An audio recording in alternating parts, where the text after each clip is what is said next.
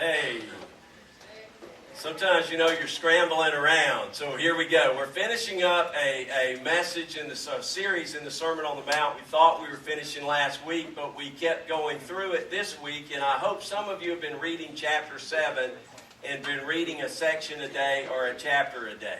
And one of the things you find out is Jesus starts setting this pattern of you've heard it said, but I say. So there's a lot in our life that has to be shifted. Thus we called it shift. So that's what's happening this morning, and being able to shift things around that we don't expect. But it's real interesting. If you read the end of chapter 7, what you notice, Jesus ended his first public sermon, and he ends with all these comparisons. And what he ends up saying is, look, there are two gates. There's a wide gate and a narrow gate. There are two roads, a wide road and a narrow road.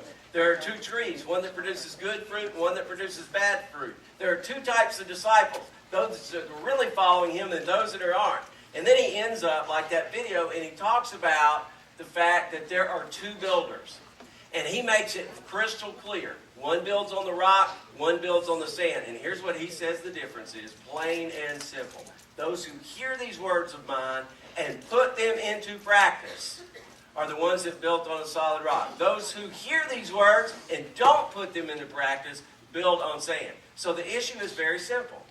Everybody in this room hears his word. You come here today, you're going to hear his truth. If you've been coming, you've been hearing his truth. The question is, do you put it into practice or do you not? And he says the storms of life are coming. Those who put this into practice will harvest a result. So here's what we're doing today. What we're going to do is we're going to hear a story from someone who has been doing this all of her life. So I want you to welcome up on stage my assistant who's retiring in just 2 weeks at the end of this month, Sue Dean. So now while Maria comes out and mics Sue up, you need to know this.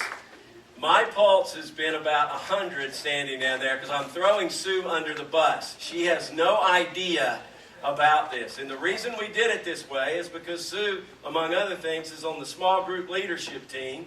And we were talking about her giving her story. She says, people ought to be up on stage giving their story. Well, Sue, would you do it? No, I'm not getting up on stage talking about my story. So this morning, Sue, if you will remember, you were in my office and I was talking to you about I'm doing something today that I have never done before in my life. And you went, really? And I said, yeah. And if the people don't cooperate, it's going to crash and burn. And what did you say to that, Sue? Do you remember what your words were? People don't usually cooperate. So what I want you to do is sit up in the stool and sit back and relax. Yeah, right.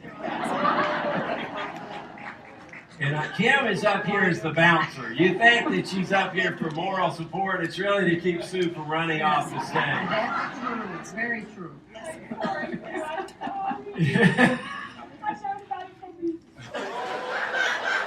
Look, this was all Tony and Darcy's idea. I was against it from the get-go.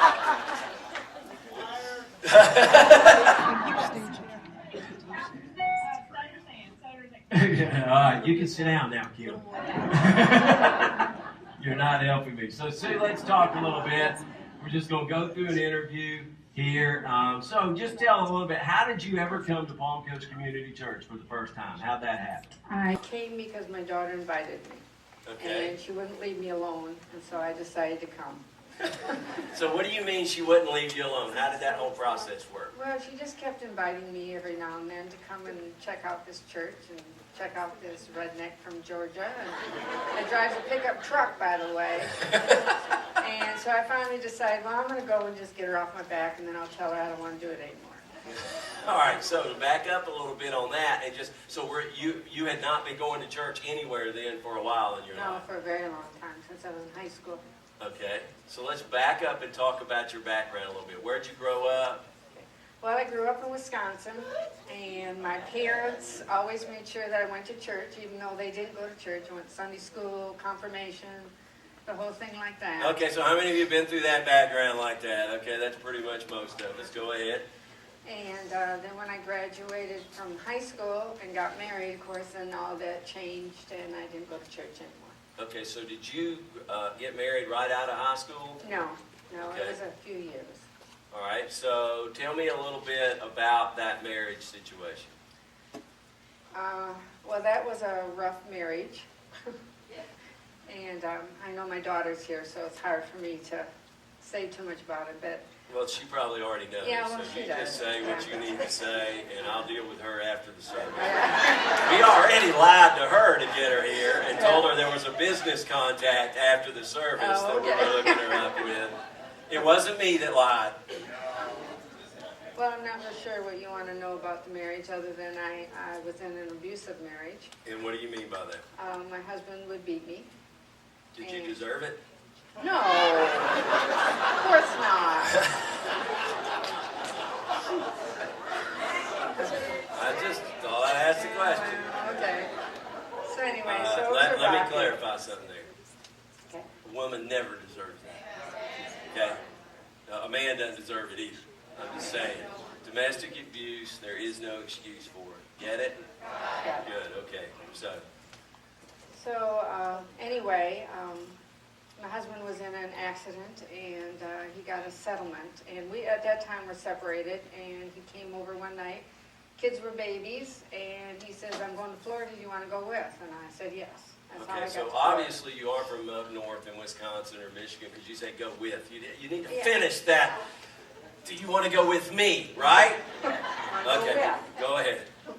So anyway, so we came to Florida, and So did you come to Palm Coast? Or? no, we came to Daytona. We went Okay. to Daytona because he wanted to work at the racetrack. And so we lived... So you married a redneck. Yes. I love you, Sue. So anyway, so we lived here for several years until finally we had to separate, and I got a divorce and came to All right, talk to me about that. You fly through that like, so we had to separate and got a divorce, like that was easy. No, it was very hard because I wasn't working at that particular time. I had 2 young children, and I was told that I couldn't do it without him.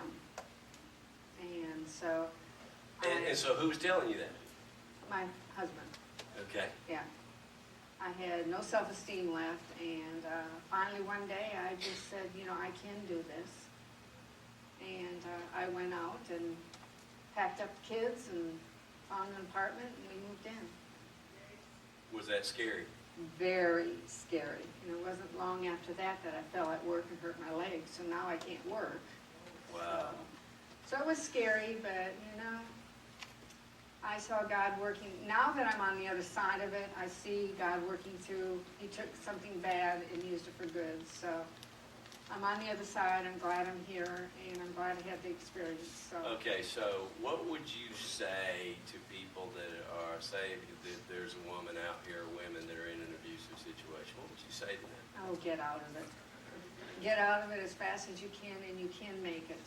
You can make it. I made it. Anybody can make it. You can do it.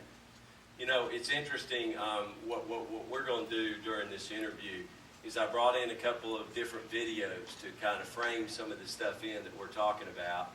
And so I found a couple of videos out there that kind of operate as a set. I'm going to show one now, and I'm going to show one a little while from now. But basically what's happening, you're going to be introduced to 2 characters. One of them is acting like the religious person that encountered Jesus, and he's checking out Jesus during this whole Sermon on the Mount thing. So he's listening to that. Well, then the other guy's a non-religious person that just kind of happens to stumble, and he's listening, and you hear their journey as they're beginning to investigate Jesus and hear his teaching. How are we going to respond to this? Watch this video with us. I'm so confused. I'm so confused. So he presents his case to us. We all go to listen, and believe it or not, even I get to hear everything. I'm expecting a Messiah, and of course, I know better than anybody what that means. Everyone keeps talking about the Messiah, and frankly, I don't even pretend to know what that means. I'm looking for someone really impressive. And honestly, I thought there would be more to him at first sight. He was someone just like you and me. But he came across as so much more than that. So as he begins, rather than give a rousing speech to get us all inspired and ready for anything, He instead launches into a series of platitudes. And everything he says cuts right to me.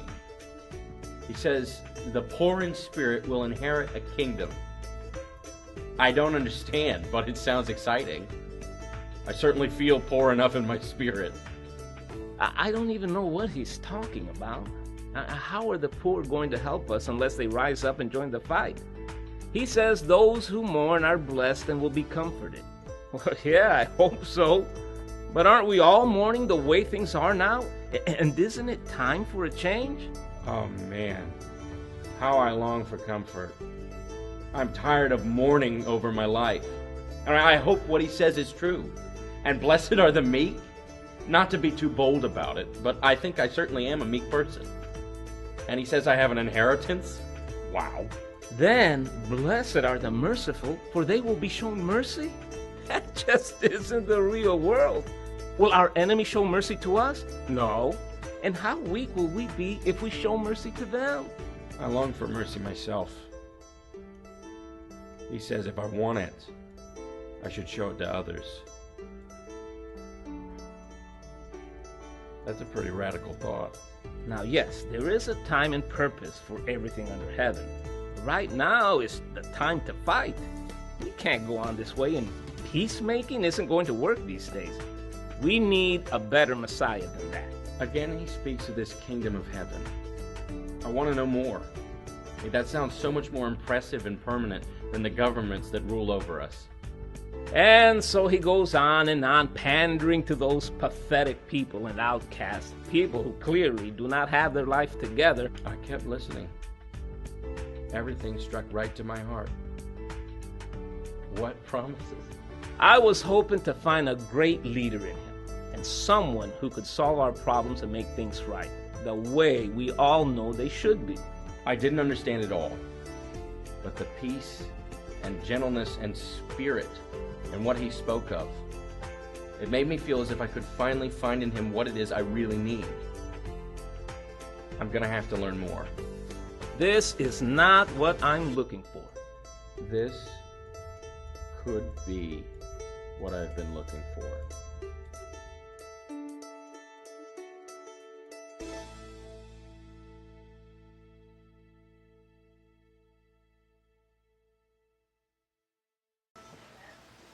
You know, what a contrast, yeah.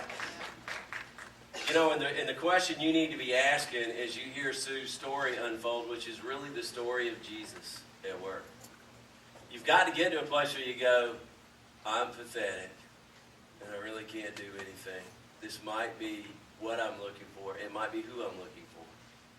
But if you sit there and you think that you're that religious person and you've got your act together and you're just getting better and better, Jesus says, unless your righteousness surpasses that of religious people, you won't enter the kingdom of heaven. Now, picking up, Sue, your story, you said, so you walked out of the abusive relationship, you had young kids, you were working, you got hurt, and you were telling us some of your story a couple of days ago when we were out at lunch with you, and that led to you coming to Flagler County. So talk about how that happened. Well, after I was hurt and I had gotten healed, to get me back into the work world, Workman's Comp had this program where they teach you how to get back into the work world. And in that process, they show you how to look for a job. And I found a job that I wanted. So in order to get to that job, I had to move to Flagler County. And that's how I got to Flagler County. Okay, and who did you start working for then? ITT. Okay, and about when was that? Oh boy, I don't know, a long time ago. Okay.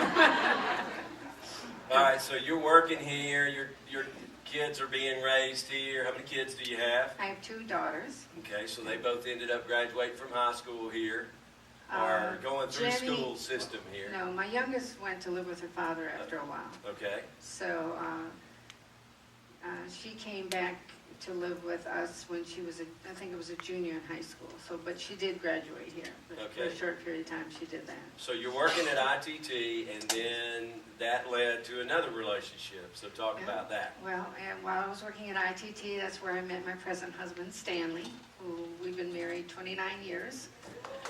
And he's God's gift to me, I'll tell you that much. And we've been great together, and I hope we have many more years together.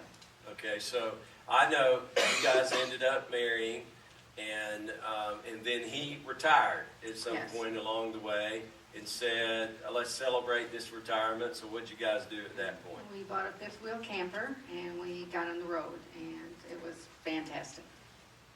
We traveled up the East Coast and out west a couple of times, and while I was back here, while we'd come back here and rest for a little while, I would work in a temporary job just to keep my hands in so I don't forget what it's like to work. Okay, somewhere along in this, these two redneck guys moved to Flagler County to start Palm Coast Community Church. Right. And then somehow your daughter came here for the first time. Do you remember how that happened? I'm just curious. I do not know that. Okay, I so don't we were doing remember that. mailers and marketing and all this kind of stuff, or maybe someone invited her, but nevertheless, she came, and you were on the road traveling, right, when she Right. started calling you? Yeah, I would call and check in with her every now and then. It's before the cell phone thing. Oh, that's right. Yes, I Wow, could do way it with back then. a pay phone. I had to use a pay phone. A payphone, what is that? Yeah, I know. So I would contact with her, and that's when she says, "Oh, Mom, I found this great church, and I really would like you to, when you get back, I'd like you to come." Okay, so let's talk about that first time you came. Do you remember where we were meeting then? And Buddy Taylor? Indian Trail, well, now, actually Wadsworth, before we moved to India. So it's Wadsworth Wadsworth, Elementary right Wadsworth, next. yeah. Okay, so you came when we were there at I Wadsworth. came there with Jenny, and Megan was a baby. Okay, and I'm sure what you remember is how great the preaching was and how awesome the message was. I do not. I'm sorry. But Now this interview is over. But I do remember how great the people were, and how friendly they were, and how helpful they were, and how loving they were. That I remember. What do you remember about the music? The music was really great. My daughter said that I was probably going to start rolling in the aisles pretty soon, so be prepared. She knew what was going through my head because it was different. But it was great. It was a keyboard, and Yeah, I think it was a keyboard. yeah, and then sometime It was Scott. we're growing a band up at that time. Yeah. So it was really interesting. Now, what I find fascinating is that story is echoed most of the time through here. Oh, we're bringing some pictures up. Oh, that's interesting. Oh, wow. That's funny.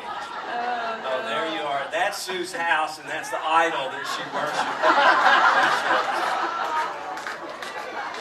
You know, that just brings warmth to my heart. Okay, so you come, and again, the story that we hear often is people come and they go, and they don't talk about how great the messages were. I mean, seldom we hear that kind of thing. What we hear is the people that they encountered, the environment, they're surprised. They go, wow, the band was good. They're playing music I kind of like to listen to. So that's the journey that many people go on. So you then, you go that one time, and I guess you kept coming back? And I kept coming back because God spoke to me the first time I was there. What does that mean? What does that mean? I just felt His presence when I came. And I just really, Him, somewhere in here, He says, okay, I got you now.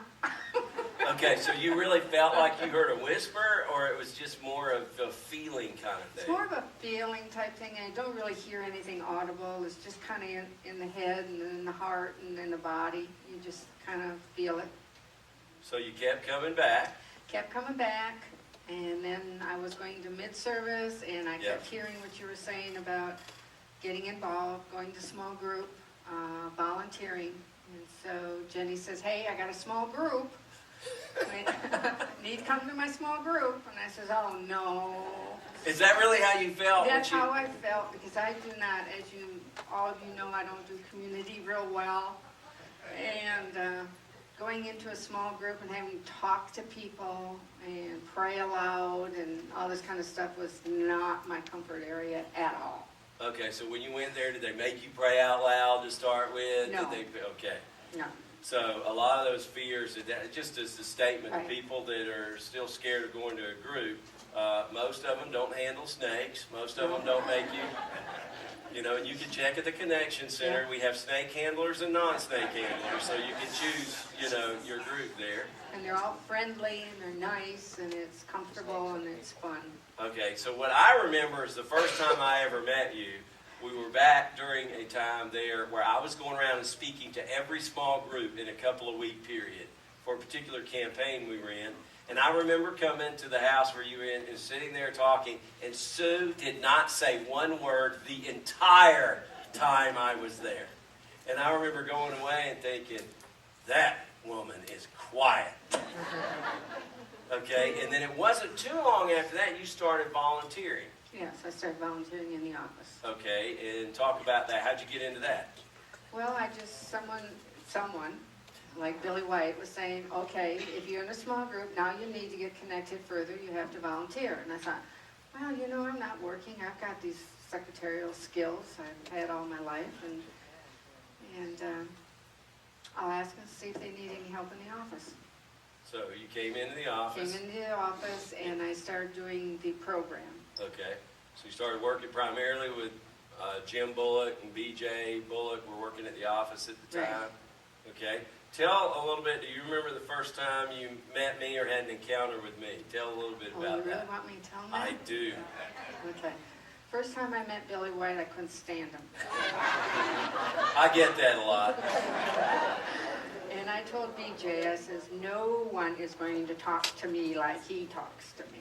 Okay, so tell what happened. So BJ calmed me down, and we got all settled and everything. And I finally realized that he's a great guy and all this kind of stuff, even though I still was a little uneasy around him and everything. But as I was, you talking about? Well, what set that up was I came in the office like I often do, and Yes. just had a lot of stuff on my mind. Yeah. We need to do this, this, this, and this. I want you to do this, change that, right? Right. It's not that I yelled at you No. or anything like No, that, he's right? just Let's very, be clear on yeah, this. very demanding, like this. Okay. Okay. Then, as they progressed, you kept volunteering in the office. BJ said, you got to get to know the guy. He's young. Yeah. But I thought that was kind of funny. Your whole statement, as I've heard you tell us, this young guy's not going to talk to me this Yeah, way. yeah. This young guy's not going to talk to me like that and get away with it. So what progressed and grew from there? Well, I just started working to talk Yep. about, okay, BJ asked me, I was helping BJ do some stuff in our church program, and she invited me to go to Orlando to a class to learn more about it. And while we were there, we were out to lunch, and I asked her at the time, I says, do you suppose there's any chance that you would want some part-time paid help in the office? And she just looked at me and her mouth dropped, and she says, I've been praying for somebody like you. So God stepped up there, and so then, of course, they had to go through the process, talk to Jim, because Jim was in charge then, and they hired me part-time. Okay, which ended up developing into full-time in that. Yeah. Let's leap back onto your spiritual journey for a minute. You've Okay. always been a God-fearing person, Yes. really believed in God, prayed, but you told about one particular defining God moment for you. Okay. Tell them this. All right. This was right after I'd gone to this church, I think maybe twice or something like that. And at the time I was selling Mary Kay. And I'd gone and made a delivery, and I came back, and I had this terrible, terrible ache in my hip, which was very odd. And I have a high tolerance of pain, so I thought it would go away, and it got worse and worse. My husband took me over to the walk-in clinic finally, and they put me in a room. And when I was sitting in this room, for some reason, started getting afraid. And I'm sitting there, and I cried out to God. I says, God, I'm afraid. I said, I don't know why I'm afraid. Please help me. So all of a sudden, I felt this heat start at the top of my head and work all the way down my body, all the way down to my toes. And it was just no doubt in my mind that Jesus just entered me. And I just told him at that time, I said, okay, you win. And That is a cool yeah. story. Now, what I think of in that is Jesus talking about when the religious leader Nicodemus came to him and started asking him some spiritual development questions. Jesus' response to him was, look, you got to be born again from the inside out, a transformation. You're obviously a God-fearing person. You know the Bible. You're raised in a religious church setting. But you've got to be transformed from the inside out. And that transformation occurred that day for you. Yes, definitely. Okay, and then shortly after that, you were baptized. Tell about was that a hard decision for you? Or No, that wasn't hard at all. that was my next step. That's what I needed to do. Okay, well, we went back into the archives, and we have videotaped all of our baptisms. So, you might want to step up from your stool a little bit and walk where you can see the screen a little better. I was young then, wasn't I? Okay. Well, the pastor was young then, too. So let's watch this video together. Well, I need some instruction.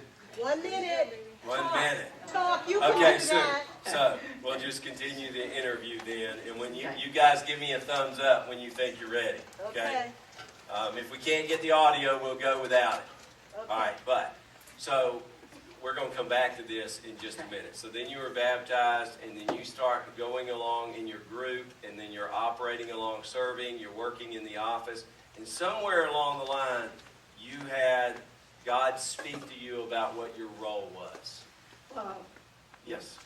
I had, I felt I was serving well because of the gifts that God had given me and everything, but I didn't feel I was serving Him enough. And so by then my prayer life had gotten quite heavy, thankfully. And so I was just asking God, I says, God, just show me something that I can do to really, really serve you well and know that I'm serving you. Again, He speaks to me. No doubt in my mind, He says, I have this great teacher. He says, and I want you to serve him as though you're serving me. So that's when I became his assistant. Okay. Now, here's what I have said for many years. Sue runs the church that I preach at. And so here's what it comes down to. When you go on a journey of really following God, it's a step-by-step. You think of the Sermon on the Mount. Jesus is just saying this. You hear my teachings, put them into practice. Here, put them into practice. Here, put them into practice. Here, put them into practice. As you walk along that way, as you go along that journey, what ends up happening there is that Jesus will whisper to you and give you direction and give you instruction. Now, what God also does, so that's what was going on with Sue. What I'm telling you is, I didn't know I needed an assistant. Okay? Some of us are dumber than the others. Okay? And here's my point. As I look back on this, and I remember when Sue told me that, is I just went, wow, that is just really a cool thing. But what I recognized as the years began to unfold was, I cannot do what God wants me to do without people doing what God wants them to do. And in this particular case, God knew, I have got to have somebody be your assistant or you cannot grow into who I want you to be. Okay? So, tech team, let me give you some instruction. We want to play that video without the audio. All right? So, I see you scrambling around there. I don't want to goof up the other videos we're going to show today.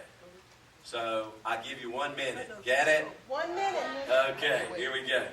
So, Sue, then we start moving along on this journey, and you've been serving here. So what are some of the lessons you started learning as you were working here and serving people, you were the frontline person who has to interact with people.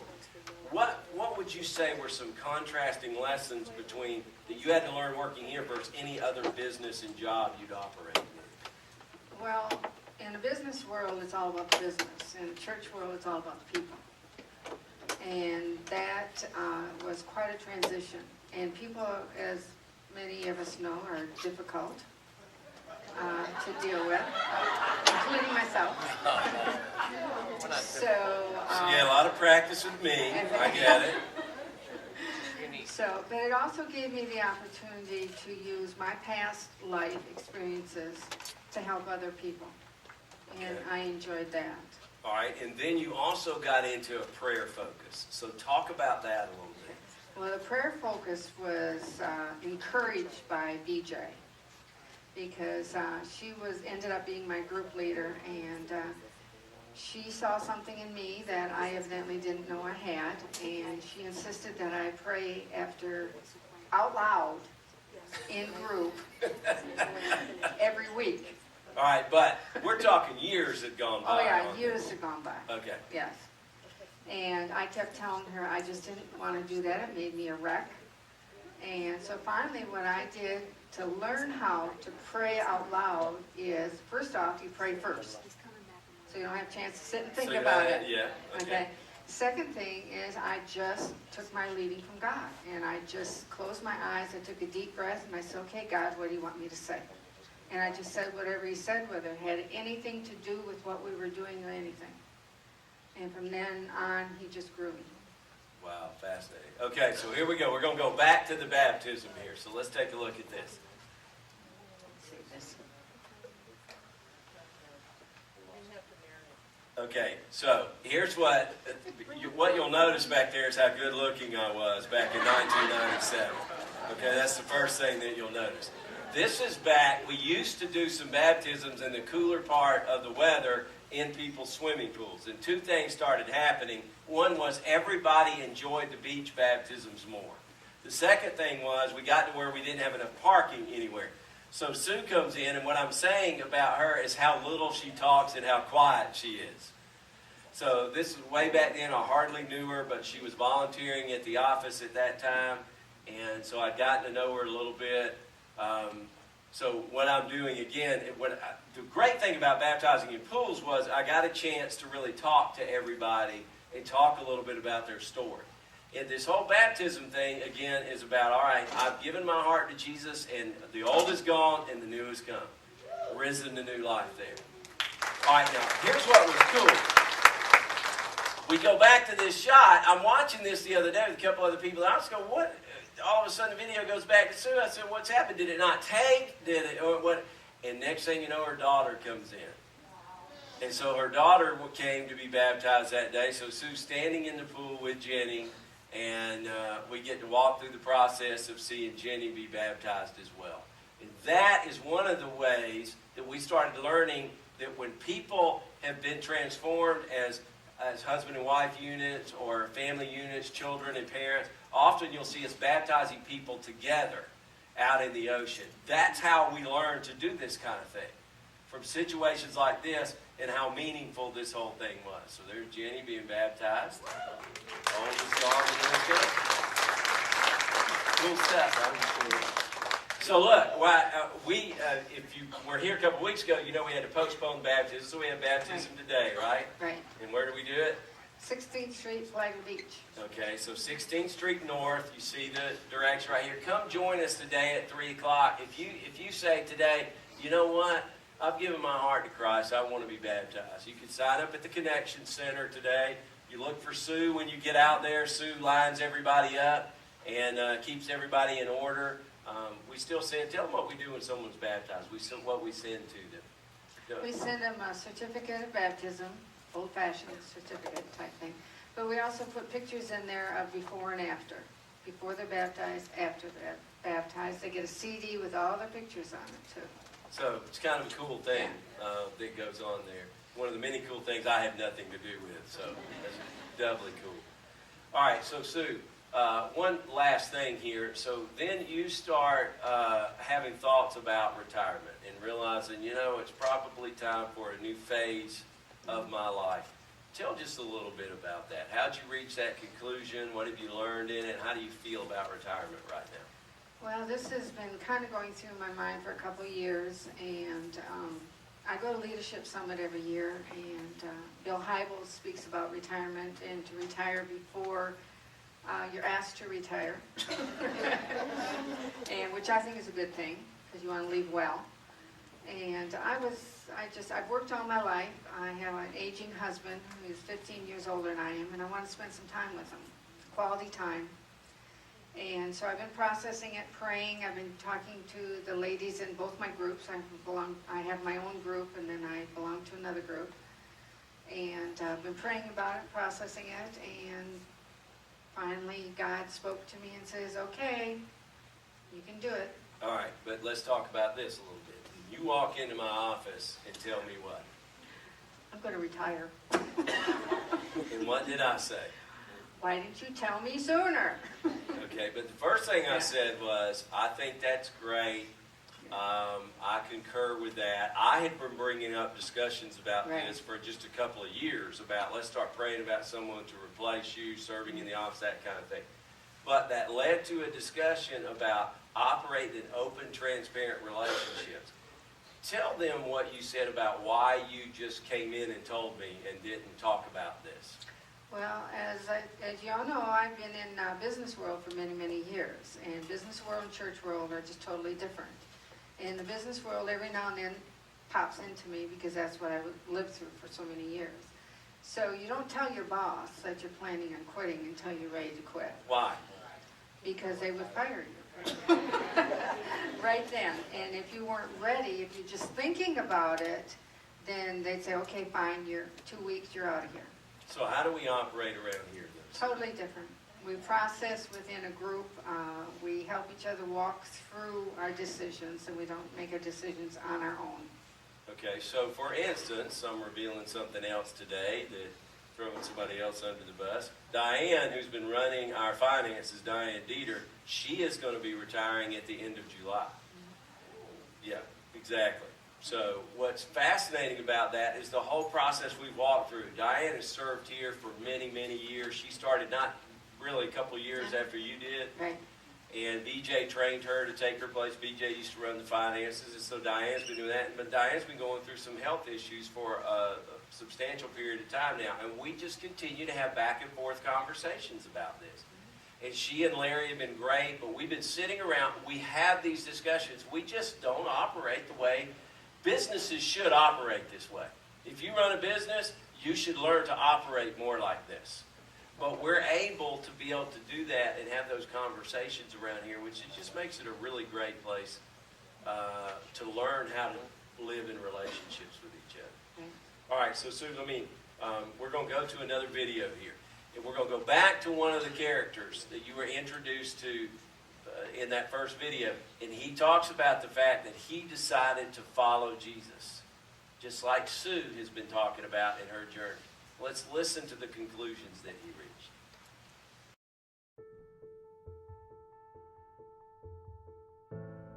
I followed him.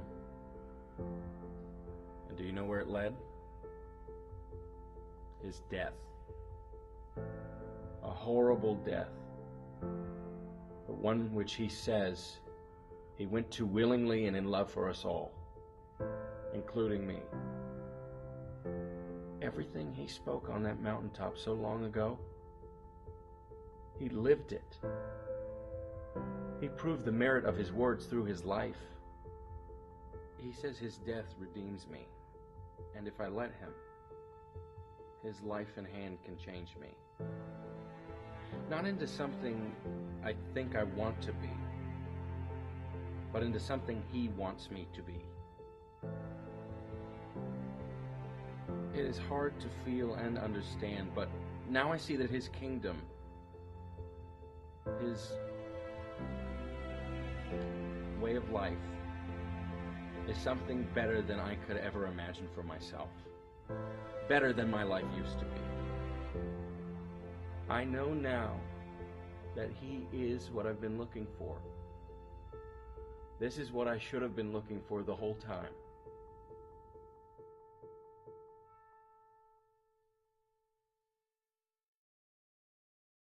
So, Sue, here's what I'm going to ask you to do. I'm going to ask Jim and B.J. Bullock and Tony Putnam to make their way up here. We're going to pray for you. But here's your chance to speak to the crowd. Oh, good. What would you say to them about this whole Jesus journey? I wish I would have started it sooner. I wish I would have had this journey, been on this journey when I was raising my children. And I wish they would have been a part of this from day one. So if you're not there now, do it, because it changes your life, and it's great. I couldn't do what I do, even on a daily basis, without Jesus. And I'm thankful for the process. I'm thankful for the church that could help me walk through the process to get to where I am and to where I'm going. And so what I'm hearing too, even though you're retiring, it's one of these things we have discussions. This journey with Christ, in your mind, there's no retirement from that. This whole thing is just another step in following Christ in your mind. Right. He's got other plans for me. I don't know what they are, and I know he's not done with me, and I'm getting excited to see what he's going to do next. So are you going to quit coming to church? Absolutely not. Are you going to quit going to your group that you now lead? Absolutely not. Are you going to quit serving? Absolutely not. Are you going to quit praying for me? No, I'll always be here for you. All right, so here's what we're going to do. We're going to lay hands on Sue. There's this principle, if you're not familiar with the Bible, you go, why in the world do you touch people? Okay, it's one of these things, what you see in the Bible often is a laying on of hands, which is a recognition of God's blessing, anointing, power, that kind of thing is on you. And also there's this, it's an acknowledgement, we're praying for that to continue or to increase on you. Okay? So this laying on of hands deal is just symbolic of what God is doing or has done in someone's life. So what we're going to do is lay hands on Sue, and I'm going to ask BJ if you would pray for her. Would you do that? Since you taught her to pray, I thought it would be really appropriate. Okay, so BJ, don't screw it up. That's funny. She prays better than I do now. Especially out loud. This is hard to do without emotion. Lord, I am so thankful for this woman. I'm thankful that she has been a part of my life for the last umpteen years. I'm glad you brought her to this church. I'm thankful for that. I praise you for that. And God, like she just said, she's not done. She's just moving and shifting gears and going a different way. So Lord, I just pray that you would just be with her. Guide her and direct her. Help her to have that wonderful full life with her husband and her children and her grandchildren and probably great-grandchildren to come. And Lord, I just pray that you give her a peace that passes all understanding, that you would help her to relax in you, that she would just be your child and you would just be her father. Lord, we just thank you for this woman. Thank you for her heart for you. Thank you for her wanting to know and learn more. Thank you for her open heart and her willing spirit. And God, I thank you so much that all these years that she's kept Billy in line. So Lord, we're so grateful for her.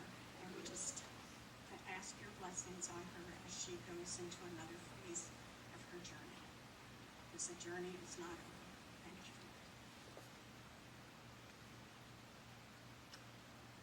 Amen. Yes, you were. We love you, Sue. Can we give another hand for Sue? Now,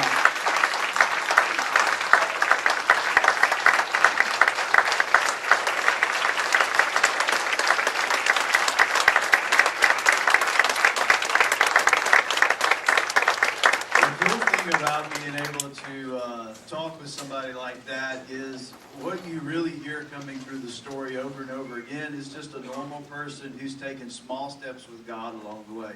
Step after step after step after step.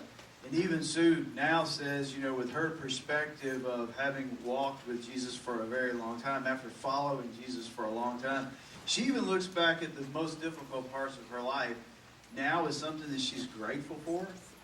And, even being in an abusive relationship, because now, and she's talked to many of you who've come into the office, and you've been struggling, you've been hurting, and Sue knows where you are because of where she's been.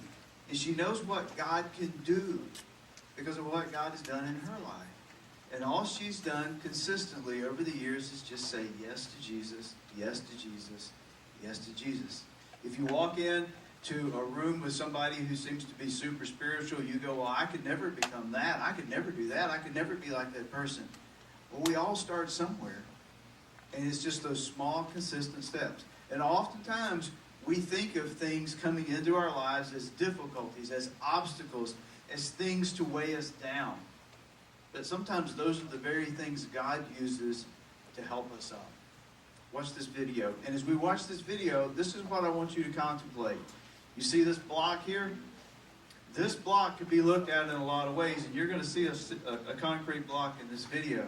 And what oftentimes we see as something that is a burden can actually become a blessing. And what I want to challenge you to do is to do exactly what Sue did. Sit there today as you watch this video, as you watch these images, and think and pray to God and say, God, what are you saying to me? God, what do you want me to do? And then act on it. During the video, if you want to, you can get up and you can go to the back, to my left, to your right. Back there we have a cross, and we have people who will pray with you. That's what they're there for. Watch this video together. Thanks. It's all right. Walls are closing in. I know what it's like to fight when nothing at all in life seems is going right. Pressure's heavy on you. I'm talking heavy pressure. You look around and everyone else is doing better. Often you are running but stumbling. Dollars you make, they go out as fast as they coming in. Man, and you're struggling just to stay afloat. Relating to Peter, it's safer just to stay in the boat. Open the blinds, cause I'm just too distracted to see. Making no sense of why this stuff just keeps happening to me. The white flag's in your hand, ready to wave it. I pray you hear that still voice inside when you be praying, saying, lay it all down at his feet when it makes no sense. It's okay, it's alright, because he sees and knows your needs. It's alright, it's okay, it's alright, so don't stress, go to your knees. When someone asks for pie and his father give him mud, so how much more will the Father in heaven show his love? From every jot and tittle, things big and small, every hair on your head, yeah, he cares for it all. He sees your needs and knows them, from the job that you lose, the car breaking down, kids giving you blues. So when the weight that's on you brings you to your knees, trust is where you should be, and cast on them your knees. That's why the veil was cracked, that's why the grace was shown, to give you access to the King on the throne. Lay it all down at his feet when it makes no sense. It's okay, it's alright, because he sees and knows your needs. It's alright, it's okay, it's alright, so don't stress, go to your knees. All your worries couldn't add a single moment to your life. Cause when you worry, you don't trust him, turn and run to the light. And don't be anxious, he'll give you peace that transcends all your strife. He's got amazing plans for you, so run with all your might. It's alright, it's okay, it's alright, because he sees and knows your needs. It's alright, it's okay, it's alright, so don't stress, go to your knees. It's alright, oh, oh, it's alright, oh, oh, it's alright.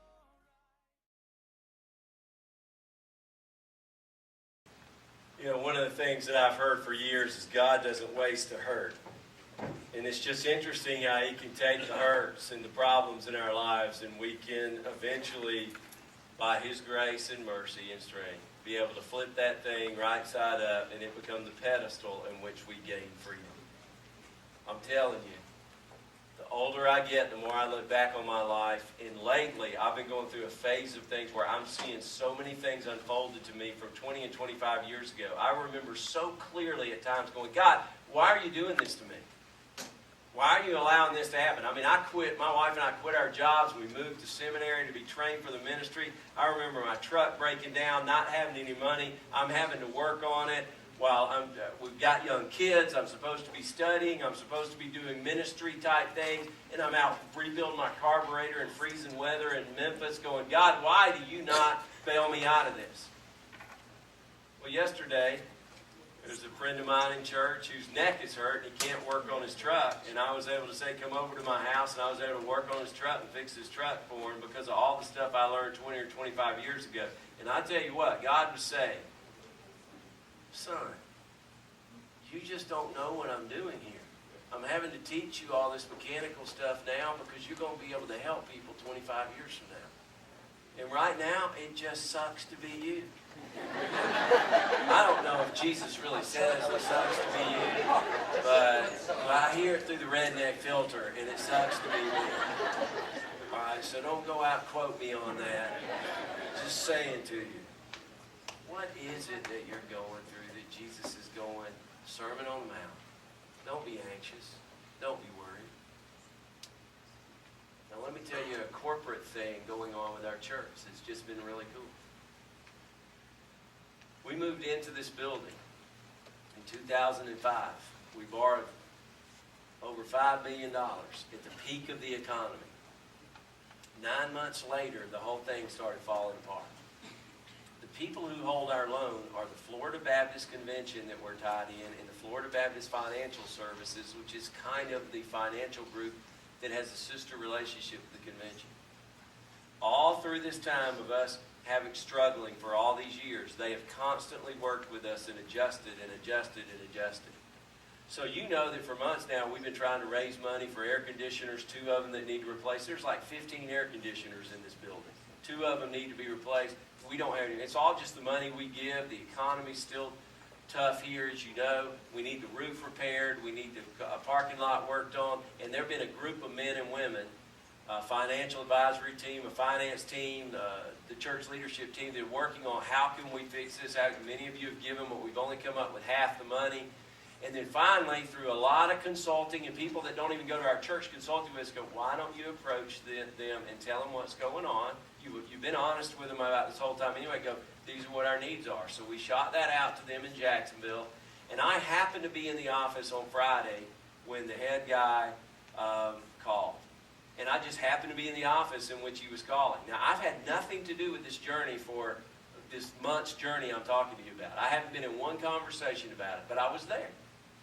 And so we had a conference call, and he says, look, I've brought it to our board, and here's what we're going to say. Your monthly payment now that you're sending into us, we're going to take it all and put it in an escrow fund.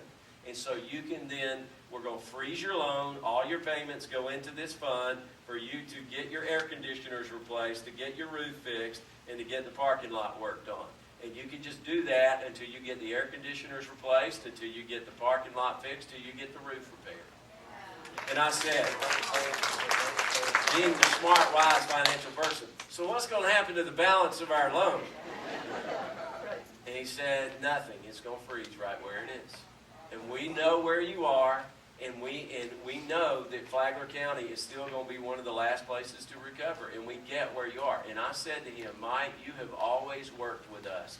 And I just tell our people around here all the time how good you guys have been to us. If banks and lending institutions were doing with homeowners and people what you're doing with us, we'd be in a lot better shape in our nation. And he said, look, it's you guys that are doing all the hard work.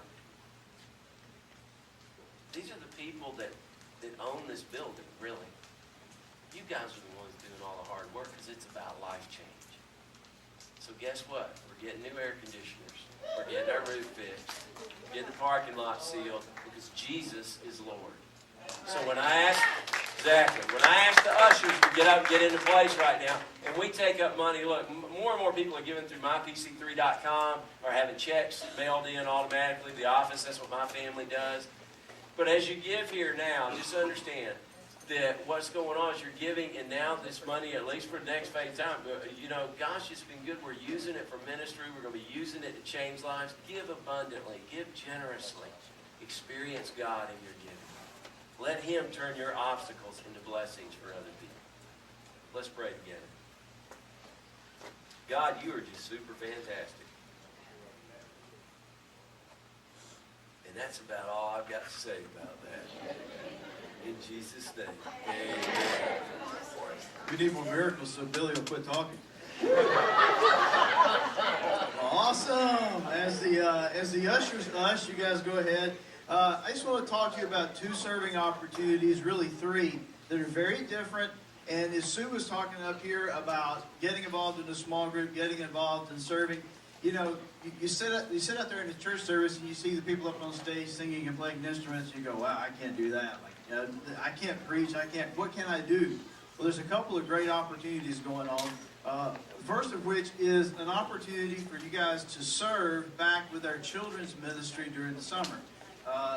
Anywhere from a newborn baby up to the 4th grade, we have volunteers year-round, and we're trying to give them some time off during the summer. And the bottom line is this: if 20 people would be willing to serve one Sunday during the summer, then we have full coverage for the summer. So if 20 of you would say, I'll give up one Sunday morning, and I won't have to listen to Billy or Tony preach, and I can go back here, and I can sit on the floor with kids, I can hold babies, I can tell a story, I can do crafts. There's all kinds of different roles that can be done back there. You don't have to be like this awesome Pied Piper children's person, okay? If you can just sign up in the Connection Center. Again, if 20 people will do it, one Sunday, that's it.